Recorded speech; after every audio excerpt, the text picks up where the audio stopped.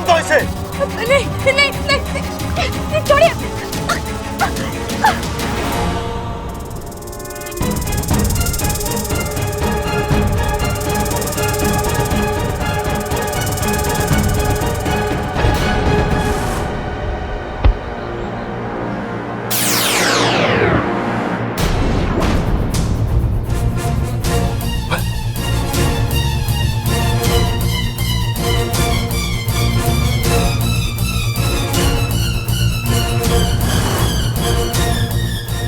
कानों में गड़बड़ थी, अब आंखों में भी हो गई है।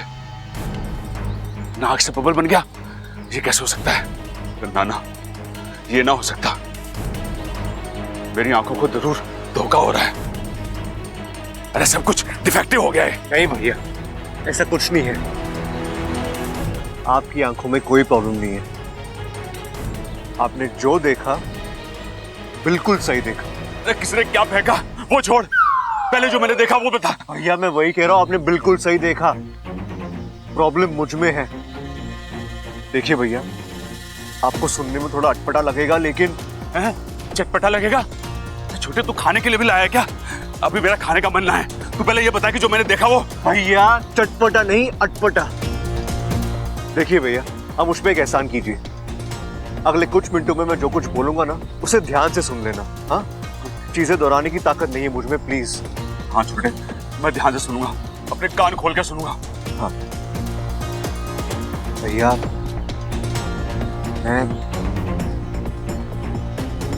मैं अब इंसान नहीं रहा। की बात कर रहा है छोटे? तू बिल्कुल वैसा का वैसा ही है। चौक था तेरा वैसे का वैसा, तेरी कद काटी वैसे की वैसी। अरे तू 100% इंसान है छोटे। नहीं भैया, मैं सच बोल रहा हूं, मैं इंसान नहीं हूं। दरअसल भैया मैं एक इच्छाधारी नाग बन गया हूं। अरे ये कैसे मुमकिन है? एक इंसान इच्छाधारी नाग कैसे बन सकता है? मेरी टांग खींच रहा है ना? नहीं भैया, मैं सच बोल रहा हूं। और फिर आपने खुद अपनी आंखों से मुझे नाग से इंसान बनते हुए देखा ना। भैया ये सब कैसे हुआ, क्यों हुआ, मैं नहीं जानता, बस हो गया। बेटे ये सब कब हुआ? भैया जब वो सपेरा हमारे घर में आया था ना, तो मैं एक नाग की तरह बर्ताव कर रहा था, एक नाग की तरह रेंग रहा था। भैया मैं आपको सब कुछ बाद में समझाऊंगा, लेकिन अभी हमें अच्छा को बचाना है, उसे छुड़ाना है वहां से। चलिए मेरे साथ। मतलब तू वाकई में छोटे? ना छोटे, मुझे यकीन ना हो रहा। एक इंसान रातों रात कैसे? पर छोटे तू कह रहा है तो झूठ भी ना कह रहा होगा।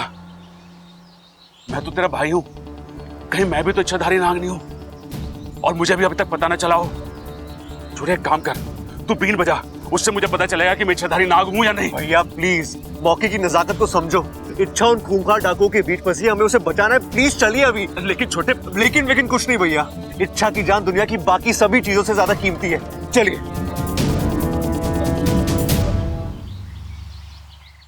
हे शिव जी, हमारे बच्चों पर रहम करना। इच्छा बबल और प्रबल को लाने गई थी, अभी तक ना आई। न कोई फोन, न कोई खबर। मुझे तो घनी चिंता हो रही, न जाने वहां क्या हो रहा होगा। गलती हो गई जो छोरी को हमने अकेले भेज दिया। सबल को भी साथ में भेजना चाहिए था।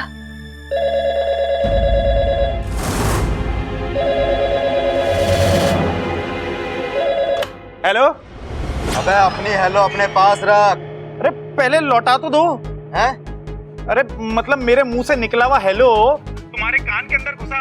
अब जब तक कान से बाहर निकाल के मुझे वापस नहीं दोगे, तब तक मैं अपने पास कैसे रखूंगा? अबे मैं किडनैपर बोल रहा हूँ। भूल गया? हमने तेरे भाई को उठाया है। गुस्सा क्यों कर रहे हो आप मेरे पे? चिल्ला क्यों रहे हो आप? हेलो डाकू भैया, आप गुस्सा मत करिए। इन्हें मतलब सबल भैया को भूलने की आदत है। तो थोड़ा बहुत भूलने की आदत मुझ में भी है। भूल जाता हूँ कि मैंने पैसे मांगे थे, भूल जाता हूँ कि तुम लोगों ने मुझे नकली नोट थमाए, और भूल जाता हूँ कि मैंने तुम्हारे लोगों को जिंदा रखने का वादा किया था। डाकू भैया, आपको कुछ भी भूलने की जरूरत नहीं है। जो कहना आप मुझसे कहिए। मुझे दे, मैं ठीक करती हूँ उसे। हेलो डाकू बेटा। मैं दादी बोल रही हूँ। अच्छा बेटा बताओ ना क्या बात है? ओहो, अब दादी मुझसे कहानी सुनेंगी। एक डेढ़ सयानी बुढ़िया थी। बुढ़िया होगी इसकी माँ। हाँ बेटा, क्या बोल रहे थे? उसने अपनी बहू के हाथों असली नोटों की जगह नकली नोट भिजवाए। नहीं नहीं बेटा, दरअसल बात अभी कहानी खत्म नहीं हुई है। बुढ़िया की बहू तो सयानी थी, लेकिन लुटेरा उससे 100 गुना सयाना। उसने प्रबल को तो छोड़ दिया, लेकिन बहू अटक गई। अब वो डाकुओं के कब्जे में है। अब बुढ़िया क्या करेगी? अपनी बहू को छुड़ाने के लिए असली नोट भेजेगी या बहू को? नहीं नहीं डाकू बेटा, इच्छा को कुछ मत करना। हेलो डाकू बेटा। अरे नास पीटे ने फोन रख दिया। हे शिव जी, हमारे बच्चों की रक्षा करना।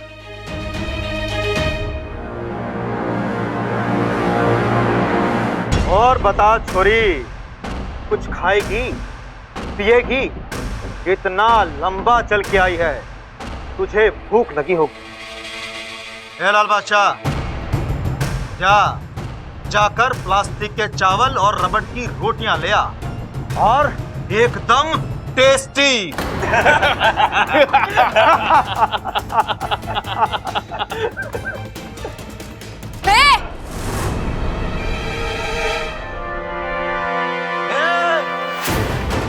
आंखें छोटी कर छोरी, तू चाहे जितनी मर्जी बड़ी आंखें कर ले, पर मैं इनमें फिट नहीं हो सकता।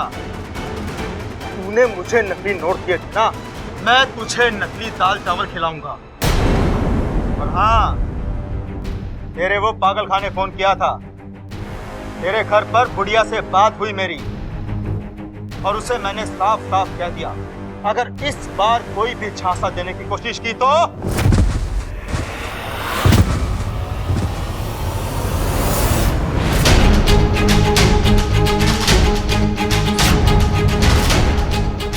बब्बर जी,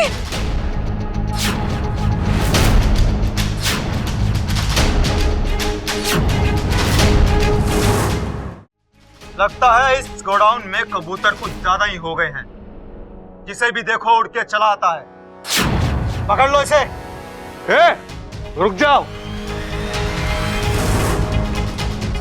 मुझे पकड़ने की कोई जरूरत नहीं है। अरे मैं यहाँ इच्छा को छुड़ाने के लिए नहीं आया हूँ। तो क्या टूरिस्ट बनकर हमारे अड्डे की सैर करने आया है? देख क्या रहे हो? पकड़ कर बांध दो इसे। मैंने कहा ना मत पकड़ो मुझे।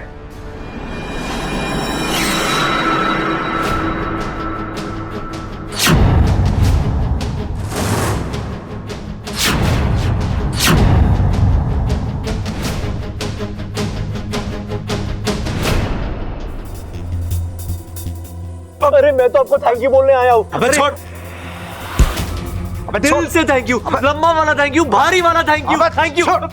ये बल्कि को अचानक क्या हो गया? डाकू को गले लग रहे हैं, उसे थैंक यू बोल रहे हैं। लगता है इनके फोन पर चोट लग गई है, गहरा असर हुआ है। Thank you. हट गए। वाह छोरे वाह, मुझे तो लगता था इस दुनिया का पहला और आखिरी नौटंकी बाज सिर्फ मैं ही हूँ। पर तू तो मेरा भी बाप निकला। अरे नहीं नहीं सर, आप नहीं जानते आपने मुझ पर कितना बड़ा एहसान किया है। अरे मैं तो कब से अपनी धीर से छुटकारा पाना चाहता था। कई बार कोशिश की, लेकिन कोई फायदा ही नहीं हुआ। और आज आपने मेरा वो काम भी कर दिया।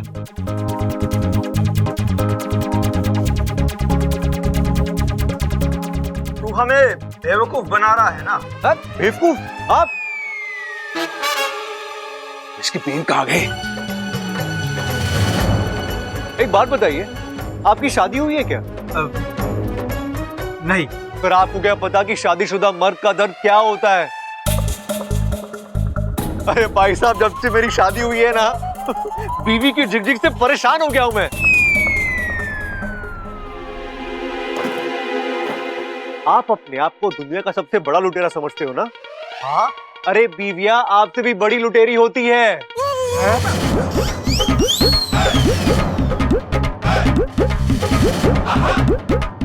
अरे शादी के बाद पति के सुख चैन नींद पर ऐसे डाका डालती है, ऐसे डाका डालती है कि बेचारा पति गुलाम बन के रह जाता है, गुलाम। अब एक काम करना, इसको पकड़ के रखना और छोड़ना मत, हाँ? और देखना कोई रस्सी ढीली ना हो जाए। देखो देखो देखो। बबल जी आप कैसे?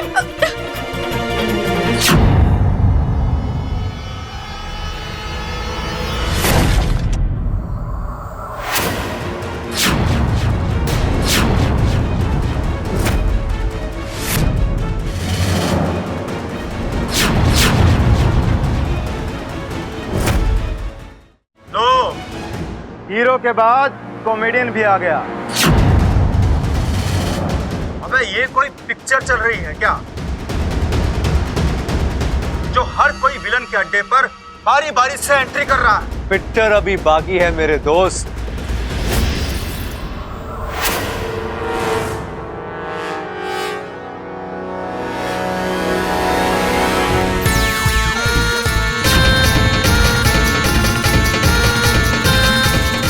चल छोटे हटा।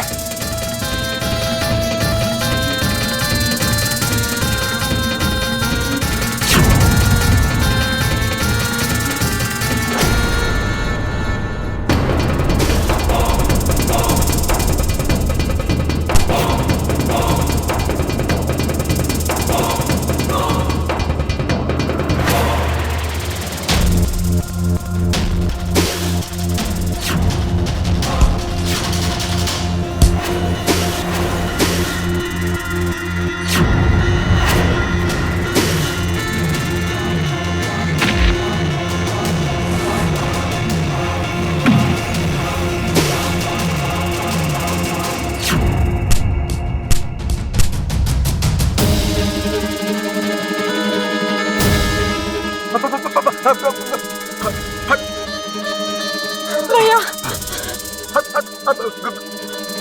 हे नाग देवता, गलती होगी, माफ कर दीजिए। आज के बाद कभी कभी गलती नहीं करूंगा, सच में। माफ कर दीजिए नाग देवता, माफ माफ माफ।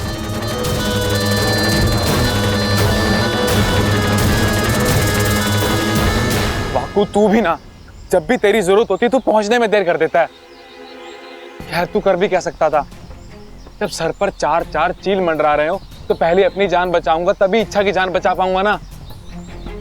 जहां तक मैंने देखा था डाकुओं की गाड़ी इसी तरफ गई थी, हो ना हो उनका अड्डा भी इसी तरफ ही है। अरे ये तीनों, अरे भैया आपने बैग से असली नोट तो निकाल लिए ना? अरे हाथ छोटे, ये देख। लगता है छुट गई डाकुओं के चंगुल से। नागोमीते अब इच्छा के साथ दो पहलवान है, अब उसे मेरी जरूरत नहीं है। चल बेटा वाकू निकल ले।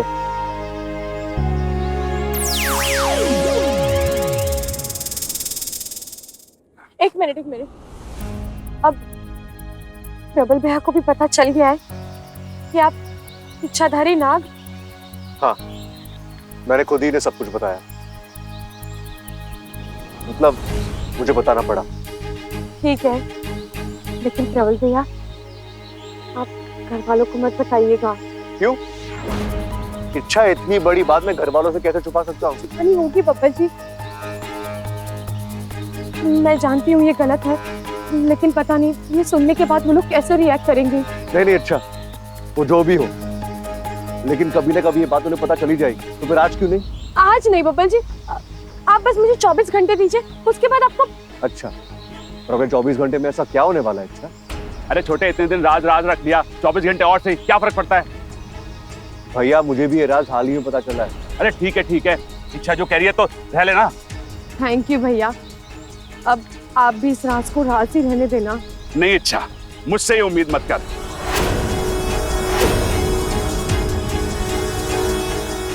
मैं तो राज को राज ही रहने दूंगा। चलो चलो। नहीं साहूकार जी, सिर्फ गहने ही नहीं, घर भी बेचना है। मंगल ग्रह पे जाके रहेंगे, तुम्हें कोई तकलीफ है? अरे तुम तो दाम बताओ।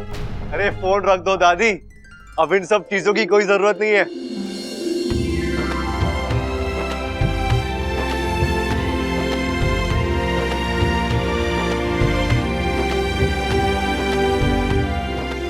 शुक्र है कि तुम तीनों के तीनों वापस आ गए। प्रबल, उन डाकुओं ने तुझे बहुत मारा होगा ना? कहीं तुझे कोई चोट? अरे नाना दादी, उन्होंने तो मुझे हाथ भी ना लगाया। वो तो बस आप लोगों को डराने के लिए फालतू की आवाजें निकाल रहे थे वो। लेकिन यहाँ हम लोगों की जान निकली जा रही थी। शिव जी की कृपा है, आप लोग सही सलामत आ गए। तुम तीनों एक के बाद एक वहां फंस गए थे। हमें कितनी चिंता हो रही थी पता है? अरे अम्मा जी तो अपना पूरा घर बार सब कुछ बेच। आपके आशीर्वाद में जो दम है वो उन पापियों में कहां? आपके बच्चे सभी मुश्किलों को हरा कर वापस आ गए। मुझे पता था मेरे बच्चे बहुत बहादुर है। पहलवान खानदान की दी हुई शिक्षा कभी खाली नहीं जाएगी। डाकुओं के चंगुल से बचना बहुत हिम्मत का काम। अब चलो, तुम लोग थक गए हो, जाके आराम कर लो। हाँ दादी, लेकिन मुझे बाहर जाना है, एक काम है। छोरी, बाद में चली जाना। नहीं दादी, मुझे अभी जाना होगा। मैं यूं गई और यूं आई। अरे माँ, मुझे तुझसे एक बात पूछनी है। बोल। डोल? अरे मैं नाक थोड़ी ना हूं जो डोलूंगा। मैंने कहा बोल बेटा बोल। यहाँ ना, कमरे में चलते हैं। छोरा, तुझे भूख लगी होगी, तू कुछ खा ले, फिर जाके आराम कर ले। नहीं दादी, भूख तो नहीं लगी है, बस थोड़ा सा दूध दे दो। दूध? दूध तो तुझे पसंद नहीं है फिर? हाँ दादी, बस आज दूध पीने की इच्छा हो रही। अच्छा ममता, जा बबल के लिए एक गिलास दूध ले आ। जी दादी जी।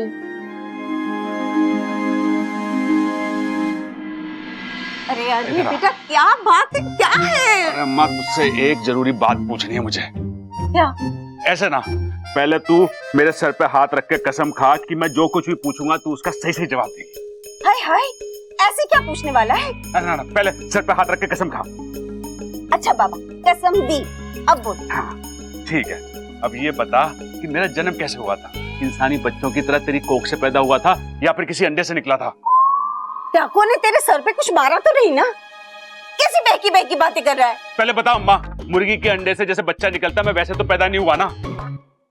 नहीं मेरे लाल, तूने अंडे से नहीं, तूने मेरी कोख से जन्म लिया था। चलो ठीक है, और याद कर बबल, वो भी तेरी कोख से पैदा हुआ है या किसी अंडे से? अक्ल के अंधे, कभी तूने इंसान के बच्चे को अंडे में से निकलते हुए देखा है क्या? अरे बेटा देख, तू है सबल बबल, तुम तीनों ने मेरी कोख से ही जन्म लिया है, समझे? इसका मतलब है बबल इंसान के रूप में पैदा हुआ है और अब इंसान से इच्छाधारी नाग बन गया है। फिर तो शायद मेरे साथ भी ऐसा ही हुआ होगा, लेकिन पता कैसे चलेगा? क्या चाहता है? हॉस्पिटल की रिपोर्ट दिखाऊं तब मानेगा तू? अरे नाना, मुझे एक जरूरी काम याद आ गया, मैं अभी आता हूँ। अम्मा है आता हूँ। जरूर डाकू ने इसके सर पे कुछ मारा है, तभी ये इस तरह की हरकतें।